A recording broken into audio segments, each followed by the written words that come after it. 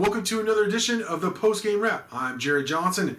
Texas Tech defeated TCU 69-49, and honestly, I don't think the game was as close as the final score was Tuesday night, as the Red Raiders beat TCU in their only matchup this season due to all the postponements between these two teams and just in the Big 12 in general.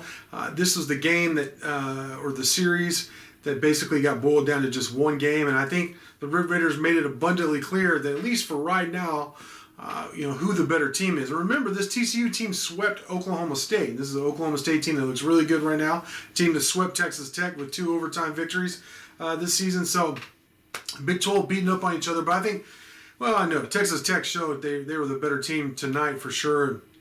At this point in the season, there were several impressive things that stood out just about the game on its own. But, look, the Red Raiders are coming off, a big victory over Texas on Saturday to sweep the Longhorns for this season.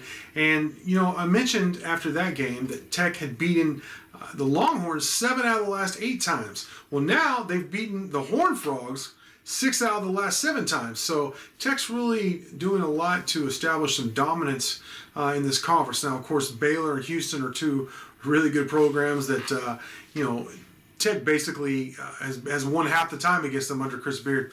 But at least against these 2 in-state, in-conference rivals, man, Tech has really owned both those programs since Chris Beard's arrival. And that's got to be a lot of fun for Red Raider fans out there. But as for the win Tuesday night, a couple of things stood out. Look, that defense, man, this defense has come on.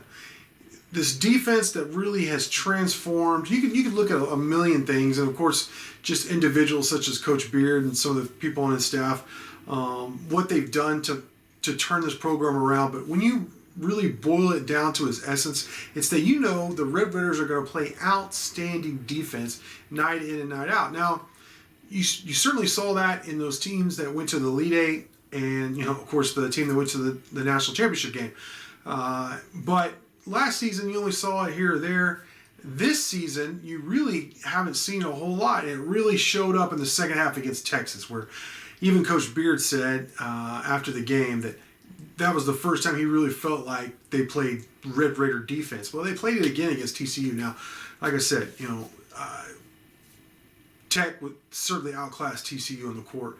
But this is a TCU team that's capable. It's a Big 12 team capable of beating anybody on any given night. It's, like I said, swept Oklahoma State. So it's really nice to see that defense carry over. It wasn't just some one sporadic performance in a half. They played suffocating, stifling defense for the whole game against TCU, and that's basically 3 halves in a row now that we've seen Tech play this defense that we've come to expect from this program. And if they continue to do that and the offense continues to improve, to put it in perspective, Tech won by 20, and McClung only had 4 points Tuesday night. He didn't play a lot of minutes. I think he had 5 assists, but he only played like 18 or 19 minutes. So, this defense is, if it becomes dominant, not just a good defense, but a dominant defense down the stretch, then, man, it should be an exciting run now that March has started. So another thing that's really standing out now is, Beard was straight up platooning guys, playing starters, then bringing another 5 off the bench, and going deep to the bench. And they all played well. Even Vlad got in and scored some points. Got some big cheers from the crowd.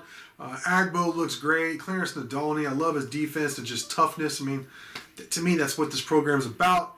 Reek had a very good game. He had like 6 points and 8 rebounds. I really like the way, people will talk about him shooting from deep, and he does have some touch for a big guy. And he did knock down a deep 2, which just, had just a toe on the 3-point line.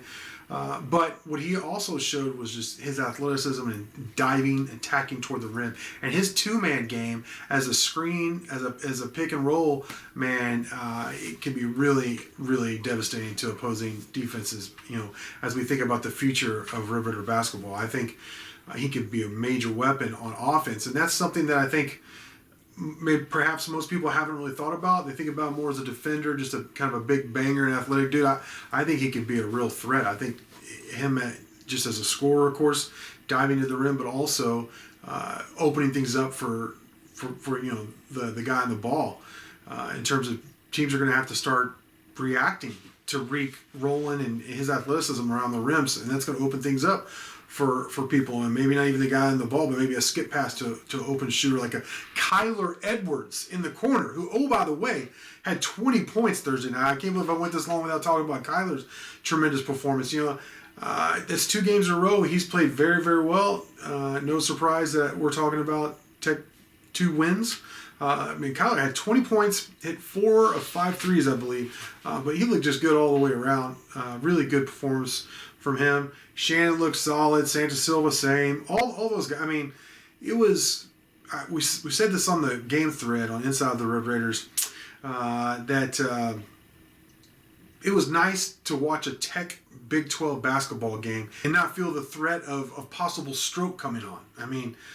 Every game has been a knockdown dragout all year, it seems. So to have a blowout win where really Tech was in control, this is just being cautious. But midway through the first half, they had control of that game and just cruise. It's like when the guys on the bench came in, they extended the lead. They didn't lose the lead. So great performance. Yeah, Iowa State coming up, and then Baylor to Iowa State Thursday at home, Baylor there in Waco on Sunday to wrap the regular season. Then you have the Big 12 tournament, and of course the NCAA tournament, which Tech is now all but a lock. I'm no NCAA committee person, but that win over Texas, now following up with this win over TCU. Go ahead and get another win against Iowa State, who you should be heavily favored over, and you're sitting pretty going into that finale against Baylor. You're at that point you're playing for a higher seed. Same goes for the Big 12 tournament as well. So fun times. It was a fun time Thursday night for Red Raider fans to beat an in-state, in-conference rival like TCU like that.